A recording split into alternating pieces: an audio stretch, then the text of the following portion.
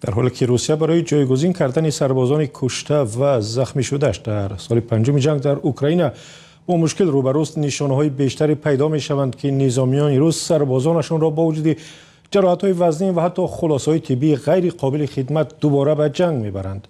همکارم کیومرث ستوک گزارش همکاران ما از بخش روسی رادیو آزادی را در این باره برای نشر آماده کرد و در صحبت پیش از برنامه جزئیات را از او پرسیدم.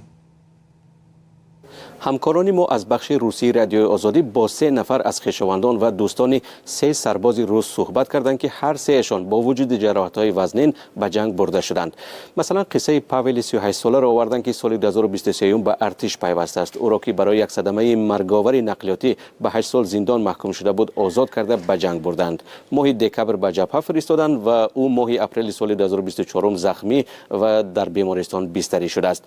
به قول یکی از خویشاوندان او، دیمیتری پاول از سر و سینه‌اش زخمی و چشم چپش کور شده است و پرده های گوشهایش هم دریدند. به قول دیمیتری، پاول را برای معالجه به خانه جواب داده موقتا برای خدمت نامناسب اعلان کردند، ولی به او یگان سندی رسمی طبی با این خلاصه ندادند.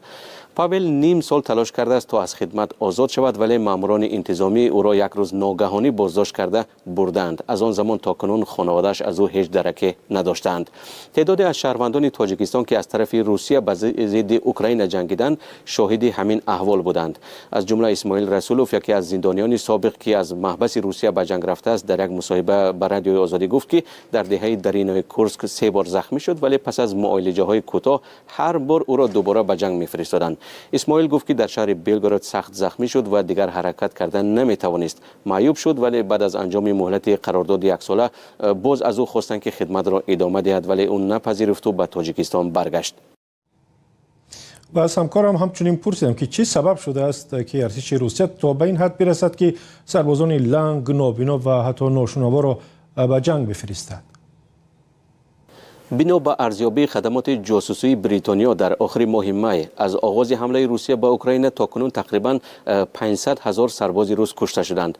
حکومت ولادیمیر پوتین رئیس جمهوری روسیه بنابر تلفات زیاد در ارتش برای نگاه داشتن شمار کافی سربازان چاره‌های زیادی اندیشیده است، ولی ظاهراً این چاره‌ها نتیجه نمی‌دهند. آنگونه که از گزارش‌های زیاد میشنویم و می‌بینیم، ارتش روسیه زندانی‌ها، افراد میزده و گاه بیخانه‌ها را به خدمت جلب می‌کند و به سربازان و عائله‌های جنگاوران کشته شده مزد بلند و جبران پولی‌های زیاد وعده می‌دهد. ولادیمیر پوتین ماه گذشته فرمانی را امضا کرد که بر طبق آن نوسربازان از پرداخت قرضهای خود تا 10 میلیون روبل آزاد کرده میشن. تا حال او از اعلان سفربری عمومی دوباره به ارتش خودداری کرده است، زیرا سفربری گسترده ماه سپتامبر سال 2022 سبب شده بود که صدها هزار جوان از روسیه فرار کردند. در حالی که مذاکرات صلح با میانروی آمریکا قطع شده است و هیچ نشانی از پایان جنگ به چشم نمی‌رسد، روسیه در دونتسک و دیگر منطقه‌ها خیلی آهسته پیش می‌رود و بعضاً زمین‌های بیشتری را از دست می‌دهد.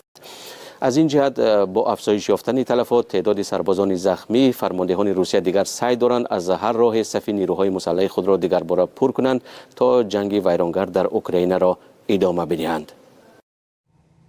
همکارم کیومرث ستوک درباره تلفات ارتش روسیه در جنگ اوکراین صحبت می‌کرد. طوری می‌دانیم در این جنگ تا کنون صدها نفر از تاجیکستان هم یا با زور یا اختیاری شرکت کرده کشته و زخمی شدند. گزارش مفصل را در این باره می‌توانید هر وقت که دلتان خواست در وبسایت رادیو آزادی در نشانی azadi.org بخوانید.